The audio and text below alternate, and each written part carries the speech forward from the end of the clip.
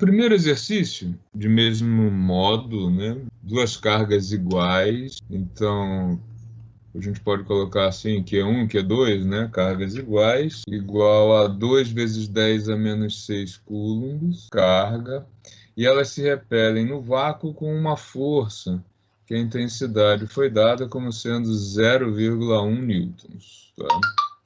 A constante 9 vezes 10 a nona newtons vezes metro quadrado por coulomb ao quadrado, sendo que a distância da carga entre as cargas é solicitada em metros. Aqui, gente, bastava lembrar do seguinte, ó, força eletrostática entre duas cargas é igual a constante eletrostática, produto das cargas, dividido pela distância entre elas ao quadrado. Foi dada a força, foi dada a constante, foram dadas as cargas, era só calcular então a distância. Tá? A força, 0,1, já estava em newtons. A constante está em newtons, metros quadrados, coulomb ao quadrado, então não precisava fazer transformação de unidade. As cargas já foram dadas em coulombs, então 12 vezes 10 a menos 6, vezes 2 vezes 10 a menos 6, e aí, como incógnita, sobrava somente a distância entre elas em metros. Tá? Lembrando que 0,1 é 10 a menos 1.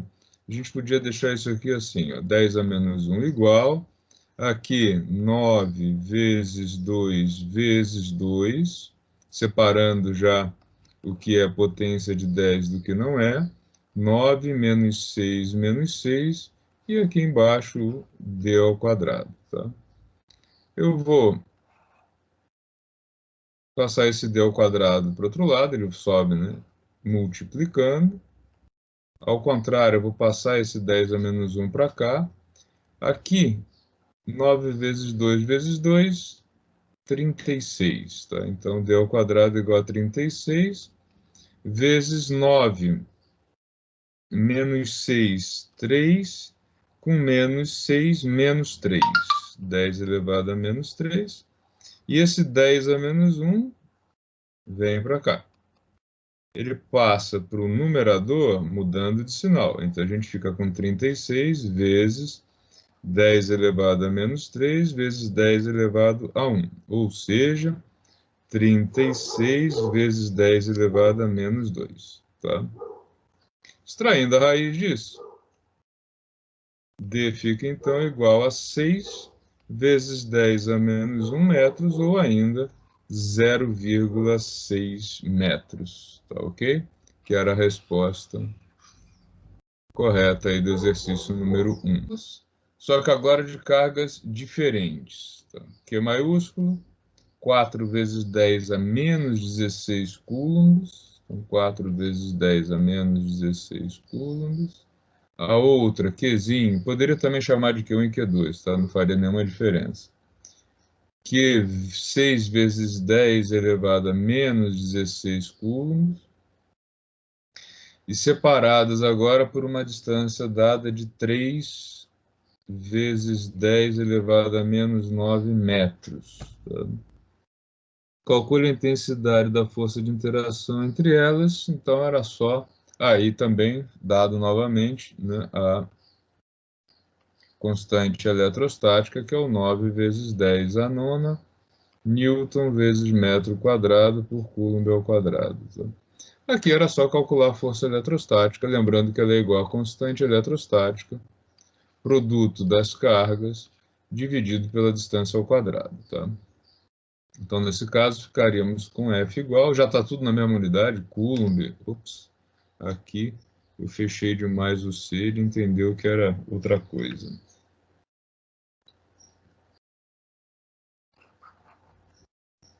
Então, isso aqui é coulomb, ok? Então, força igual a 9 vezes 10 a nona da constante eletrostática. A primeira carga, 4 vezes 10 elevado a menos 16. A segunda carga, 6 vezes 10 elevado a menos 16. E aí, a distância ao quadrado, 3 vezes 10 a menos 9 ao quadrado. Tá? Ou seja, temos que a força F é igual a 9 vezes 4 vezes 6. O 3 ao quadrado aqui, 9.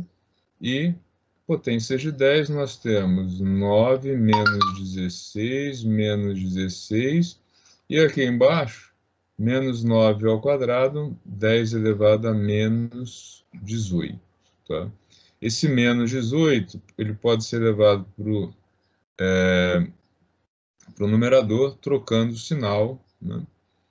Então, aqui, como é que fica? Eu já posso simplificar 9 com 9, 6 vezes 4, 24. Ok. Vezes 10 elevado a 9, menos 16, mais 18. Tá? Então, na verdade, nós temos aqui 27 menos 32, né? 27 menos 32, isso dá igual a 10 elevado a menos 5. Então, a força é igual a 24 vezes 10 elevado a menos 5 newtons, ou ainda poderia colocar 2,4 vezes 10 elevado a menos 4 newtons, ou quem preferir também poderia ter respondido com 0,24 kilonewtons, tanto faz, né? Todas essas respostas são iguais, né? Só muda aí se está usando o K de quilo ou não, tá? Alguma dúvida nessa segunda? A número 3, ele fala de uma carga aqui positiva, então mais 2 vezes 10 elevado a menos 6 coulombs, que é colocada num ponto do espaço, tá a carga aqui,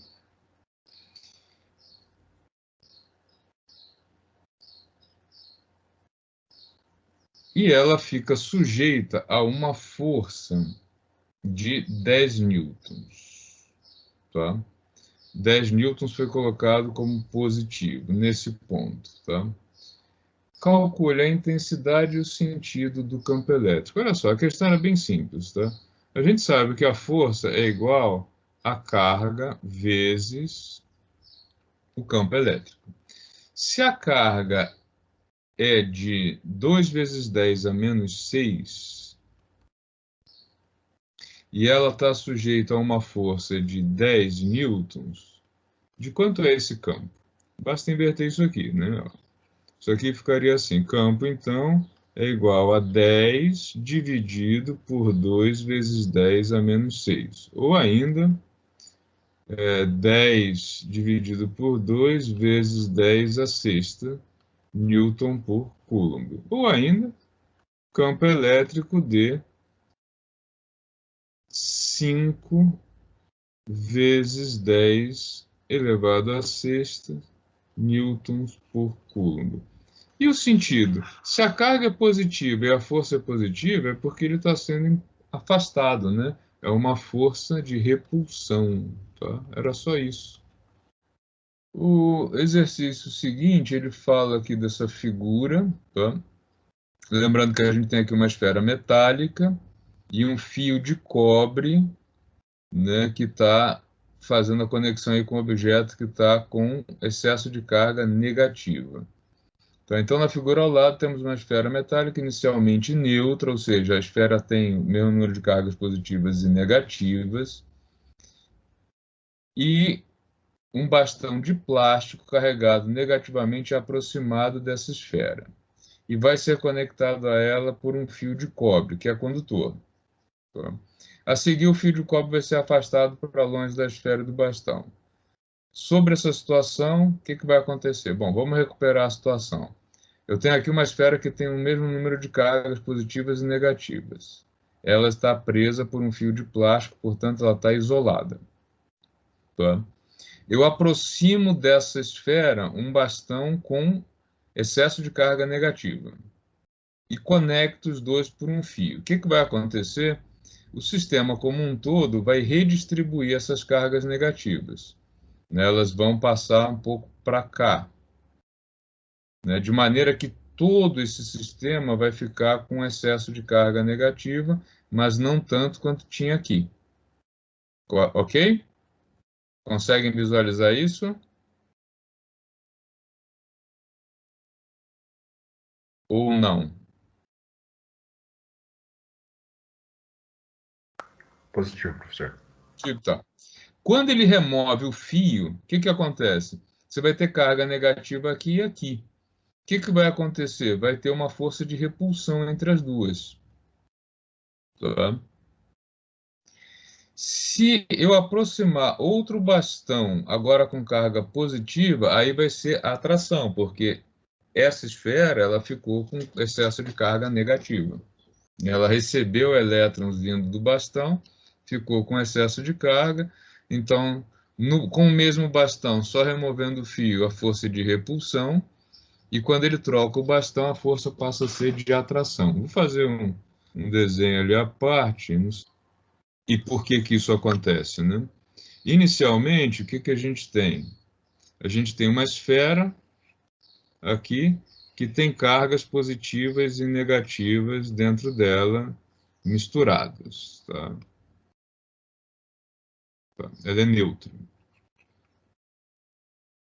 E aí eu chego, aproximo dela um bastão com excesso de carga negativa. Antes de colocar o fio, o que que vai acontecer aqui? Tá? Quando ele está só aproximando, o que que vai acontecer aqui?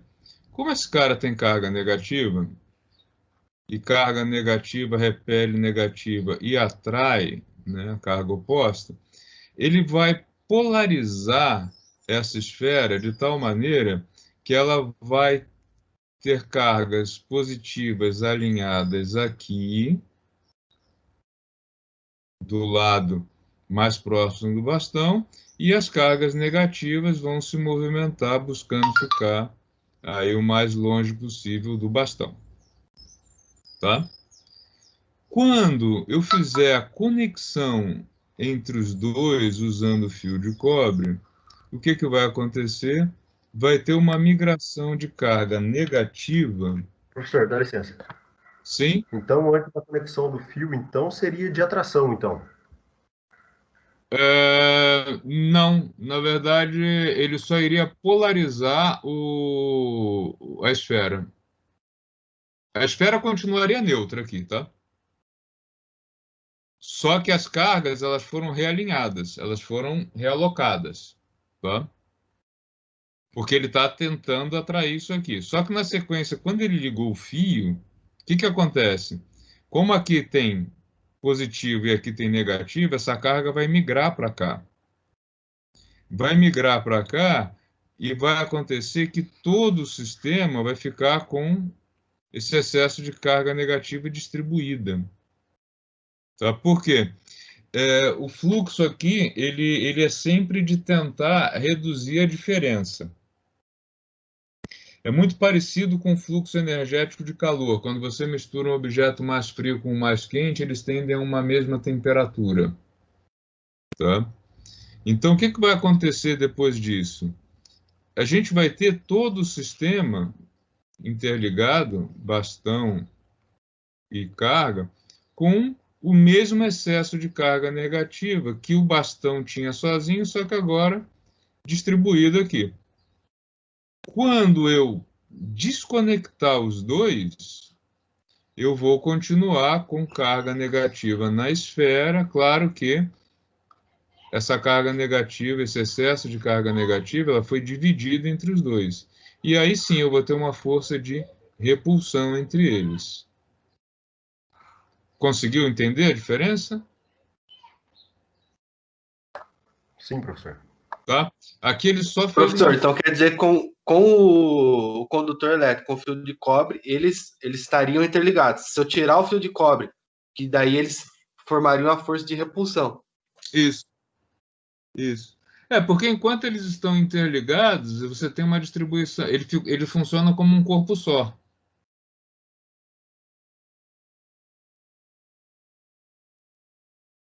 Tá?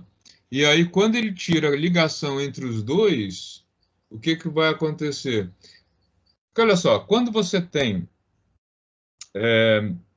um material condutor qualquer, Pode pegar o formato mais maluco possível, tá? O que que acontece? Se ele tiver excesso de carga negativa, essa carga negativa, como as cargas se repelem, tá? Ela busca ficar o mais distante possível uma da outra. Por isso que a carga negativa, ela vai para a superfície do material, tá? Então ele passa a ter a carga, ela busca ali as bordas do material. Isso iria acontecer aqui também, né? O material ficaria com as cargas, na verdade, fazendo um movimento assim, um contorno de tudo isso aqui, tá? É por isso, por exemplo, se você estiver dentro de um carro, né, o carro isolado, se cair um raio em cima desse carro, o que que vai acontecer? Se você não tocar em nada metálico dele, você está seguro dentro do carro, porque esse excesso de carga, ele vai para a superfície do carro, tá? Ele fica espalhado aí na superfície dele. Qual é o perigo? Se você sair do carro e tocar nessa superfície metálica, você vai levar uma bruta descarga, porque daí o excesso de carga negativa vai fluir por você para a terra, ou a falta, né, de carga negativa vai ser preenchida fluindo pelo corpo. Mas enquanto ele estiver eletrizado, essa carga está só, né, distribuída na superfície. Quem está dentro do veículo, se não tocar na lataria, está com um bom nível de segurança. E geralmente o carro ele tem uma lataria mais espessa e tal, você não corre grandes riscos tocando na parte interna. O problema está fora. Tá? Então aqui a carga ficaria distribuída assim, tá? No sistema como um todo. Quando eu remover isso daqui, o que que ela vai fazer? Ela vai para a superfície desse, para a superfície desse. Aí sim aparece a força de repulsão. E a segunda situação... Professor, Oi? no caso aí, esse fio de cobre está servindo como para balancear os dois corpos e os dois objetos? Fazer o balanço das cargas? Sim, sim, porque ele é condutor também, né? Daí quando tira ele, por exemplo, as cargas ficam balanceadas igualmente nos dois objetos, no caso, mesma quantidade de um lado para o outro. Isso? Essa carga vai ser toda distribuída pela superfície do sistema como um todo. Inclusive, Sim. provavelmente, que ele não falou em dimensões, mas se a esfera tiver uma área superficial maior que o bastão, ela vai ficar com mais carga negativa. Mas como ele não falou em tamanho de nenhum dos dois, Entendi, a gente não pode pressupor nada disso, entendi, beleza. tá? E aí, o que que aconteceu quando eu afastei ele, né? Ele teve a repulsão. Essa esfera, ela ficou, né? Como ela está isolada, ela está presa lá por um barbante, um fio de nylon, ela ficou com excesso de carga negativa na superfície dela, tá? Daí, se eu aproximar dessa esfera um bastão, que é a letra B, com excesso de carga positiva, aí o que que vai acontecer? Aí sim vai ter uma força de atração entre os dois. Tá? Porque a esfera ficou com uma carga negativa excedente. Beleza? Tá? Aqui é claro que a gente está considerando que o ar está seco o suficiente para que não tenha salto de carga de um para o outro, como a gente viu que ocorre lá no Van de Graaff, né? Que a gente vai...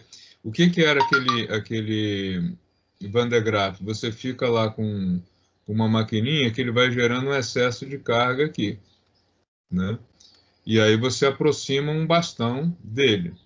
O que acontece? Em algum ponto, essa diferença de potencial fica tão grande que você acaba tendo um salto de carga negativa de um lado para o outro, que dá aquela fagulha, né? Esse desenho ficou impossível de alguém ver um Van de Graaff nele, mas tudo bem. Espero que vocês lembrem como ele é, e tem a figura lá nos slides também. Dúvidas ainda nesse número 4? Então, o Van de Graaff era esse cara aqui, tá vendo? Enquanto a corrente, a correia fica girando, ela vai gerando um excesso de carga nessa esfera, tá? E daí a diferença de potencial fica muito grande, acaba tendo um salto entre os dois, né? Que não foi nem preciso interligá-los com um fio, né? A diferença de potencial foi grande o suficiente para que o ar tivesse aí a rigidez dielétrica dele rompida e tivesse um salto aqui entre os dois, tá? Lembram disso?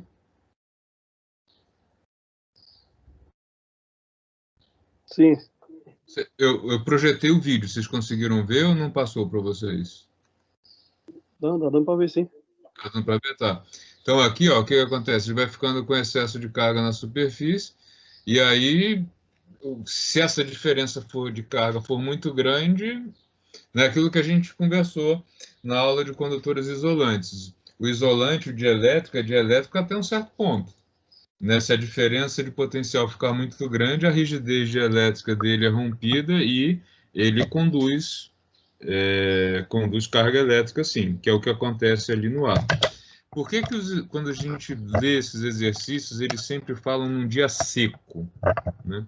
Porque num dia com grande umidade, você tem uma quantidade maior de partículas de vapor d'água no meio ambiente, e daí eles conduzem, né?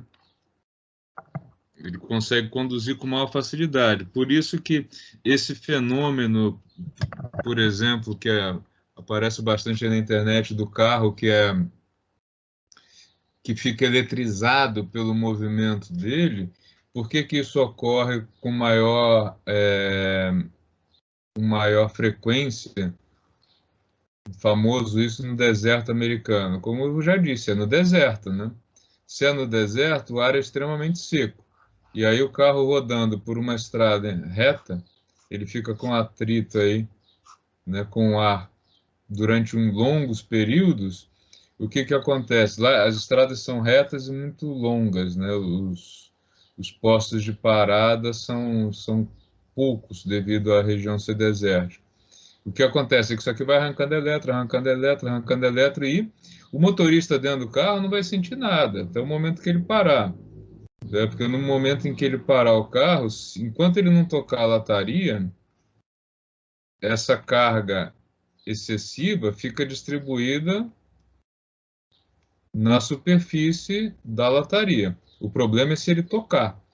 Né? Se ele pegar algum equipamento, como corrente, alguma coisa que eles usam para fazer a descarga, e aí depois ele voltar a tocar, tudo bem, o carro só vai estar muito quente, porque a região é quente, mas ele não vai estar eletrizado. Agora, se ele tocar no carro antes de fazer essa descarga, né?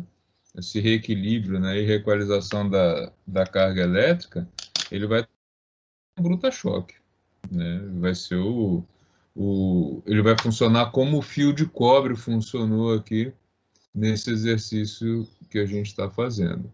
Então, ó, recapitulando, inicialmente, a esfera tem cargas positivas e negativas em número igual, ela está neutra, daí eu aproximo dela um bastão com excesso de carga negativa, esse bastão vai induzir aí um afastamento das cargas negativas, uma redistribuição, né, das cargas na esfera. Quando é feita a conexão entre os dois com o fio de cobre, o excesso de carga negativa vai ser redistribuído pelo conjunto, tá? E aí todo o conjunto vai ficar com esse excesso de carga negativa. Quando eu tirar o bastão, os dois têm carga negativa e agora eles vão passar a se repelir mutuamente. E quando eu aproximar deste bastão, dessa esfera, um bastão com carga positiva, a gente vai ter aí uma força de atração entre os dois e não mais de repulsão.